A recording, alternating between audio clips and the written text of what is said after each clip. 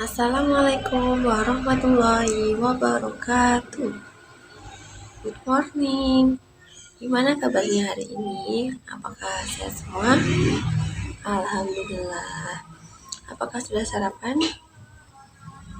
Pintar. Jika sudah sarapan, berarti belajarnya harus lebih fokus dan semangat dong. Baik, sebelum memulai pelajaran, alangkah baiknya kita berdoa supaya ilmu yang kita terima dapat bermanfaat nantinya. Berdoa dimulai.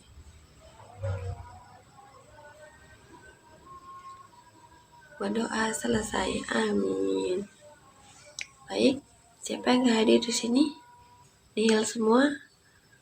Alhamdulillah, anak-anak luar biasa kalian. Baik, sebelum memulai pelajaran, Ibu mau ngetes semangat kalian dulu. Kalau Ibu bilang, good morning everybody, how are you? Kalian jawabnya, I'm fine. Paham? Ya, kita mulai ya. Good morning everybody, how are you? I'm fine. Good morning everybody, how are you? I'm fine. Good morning everybody, good morning everybody. Good morning everybody, how are you? I'm fine. Oke, tepuk tangan buat kita semua. Baik, pagi-pagi seharusnya sudah semangat dong mau belajar. Ada yang tahu kita hari ini mau belajar apa? Kita hari ini mau belajar tentang materi pesawat sederhana. Ada yang tahu apa itu pesawat sederhana? Pesawat sederhana adalah alat-alat yang kita gunakan untuk mempermudah pekerjaan kita, sehingga kita bisa mengeluarkan gaya atau tenaga yang lebih kecil. Ada beberapa jenis utama pesawat sederhana, namun untuk kalian biasanya dikenalkan contoh-contoh yang paling umum. Yang pertama ada tuas atau pengungkit. Tuas atau biasanya disebut pengungkit merupakan sebuah pesawat sederhana yang umumnya terbuat dari kayu dengan tumbuh salah satu titiknya dan digunakan untuk mengangkat sesuatu benda yang berat. Tuas atau pengungkit sebagai salah satu pesawat sederhana mempunyai 3 fungsi. Di antaranya seperti tuas bisa memudahkan usaha ataupun kerja manusia. Tuas bisa mempermudah manusia dalam menggerakkan ataupun mengangkat benda dengan beban berat. Dan tuas bisa menjadi alat pembesar gaya.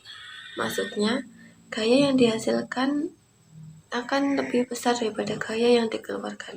Pada pesawat sederhana jenis tuas memiliki 3 titik yang menggunakan gaya saat mengungkit suatu benda, yakni kuasa, beban, dan titik tumpu.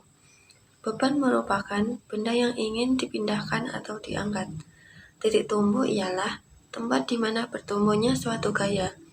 Sedangkan kuasa adalah suatu gaya yang bekerja pada pesawat sederhana. Tuas atau pengungkit juga memiliki prinsip kerja sendiri. Prinsip kerja dari tuas terbagi menjadi 3 seperti halnya menaruh suatu benda yang ingin dipindahkan pada ujung tuas, memanfaatkan benda lain yang cukup kuat sebagai bidang penumpu, dan memberikan tekanan pada pengungkit secara perlahan-lahan dari sisi tuas lainnya, sehingga benda dapat tergeser atau terangkat. Pengungkit atau yang bisa disebut tuas dapat digolongkan menjadi 3 bagian loh. Penggolongan tersebut didasarkan pada letak titik beban, titik tumpu, dan titik kuasanya. Ayo, siapa yang bisa nebak apa saja jenis-jenisnya? Ya, ada 3 jenis tuas tersebut, di antaranya tuas jenis golongan pertama. Titik tumpu T berada di antara titik beban dan titik kuasa. Fungsi utama dapat memperbesar gaya atau keuntungan mekanis bisa lebih besar, sama dengan atau kurang dari 1, tergantung posisi titik tumpu, dan mengubah arah gaya. Contohnya, gunting, jungkit-jungkit. Tuas jenis kedua. Titik beban berada di antara titik tumpu dan titik kuasa. Fungsi utama selalu memperbesar gaya atau keuntungan mekanis selalu lebih besar dari 1, karena lengan kuasa selalu lebih panjang daripada lengan beban. Contohnya, gerobak dorong, pembuka tutup botol, pemecah kemiri, dan pemotong kertas. Tuas jenis ketiga. Titik kuasa berada di antara titik tumpu dan titik beban. Fungsi utama, tidak memperbesar gaya atau keuntungan mekanis selalu kurang dari 1, tetapi bekerja untuk memperbesar perpindahan atau jarak atau kecepatan pada beban. Contohnya, pinsen, sekop, stapler, alat pancing, lengan bawah manusia saat mengangkat beban. Contoh yang kedua yaitu bidang miring. Bidang miring adalah permukaan datar yang dibuat miring atau tidak rata agar kita lebih mudah memindahkan benda ke tempat yang lebih tinggi. Dengan memanfaatkan bidang miring, kita dapat mengubah arah gaya, mengurangi gaya, sehingga meningkatkan jarak. Bidang miring dapat memiliki sudut kemiringan yang berbeda-beda, tergantung pada desain dan fungsinya. Berikut contoh benda yang menerapkan prinsip bidang miring ini sering kita temui dalam kehidupan sehari-hari. Yang pertama yaitu tangga. Tangga yang membentuk sudut tertentu dengan bidang datar merupakan contoh bidang miring. Anak tangga banyak ditemukan di sekeliling, salah satunya di tangga rumah bertingkat. Tangga tersebut dapat memudahkan pergerakan ke atas atau ke bawah dengan memanfaatkan gaya gravitasi pada bidang miring. Yang kedua yaitu ada atap rumah. Atap rumah yang membentuk miring atau menyerong seperti atap pelana atau atap limasan dapat dikategorikan sebagai bidang miring. Bentuk atap miring ini memiliki fungsi untuk mengalirkan air hujan dengan lebih efektif sehingga tidak menggenang di bagian atas. Contoh pesawat sederhana yang ada di kehidupan sehari yaitu katrol. Katrol adalah roda yang memiliki tali melingkarinya, digunakan untuk menarik atau mengangkat benda ke atas. Contoh di rumah yaitu katrol tiang bendera, mempermudah menarik bendera ke atas. Selanjutnya yaitu gerekan timba di sumur. Pembahasan yang selanjutnya yaitu mengenai magnet.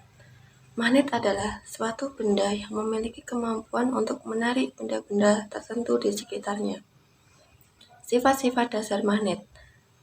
Menarik benda tertentu. Magnet hanya bisa menarik benda-benda yang terbuat dari bahan magnetik seperti besi, baja, atau nikel. Benda yang tidak bisa ditarik magnet seperti kertas, kayu, atau plastik yang disebut benda non-magnetik. Memiliki 2 kutub. Setiap magnet selalu punya 2 ujung kutub yang berlawanan, yaitu kutub utara dan kutub selatan. Tarik menarik dan tolak menolak. Jika kutub yang berbeda didekatkan, utara bertemu selatan, mereka akan tarik menarik atau menempel. Jika kutub yang sama didekatkan, utara bertemu utara atau selatan bertemu selatan, mereka akan tolak menolak atau saling menjauh. Contoh magnet di kehidupan sehari-hari. Tempelan kulkas. Menggunakan magnet agar bisa menempel di pintu kulkas.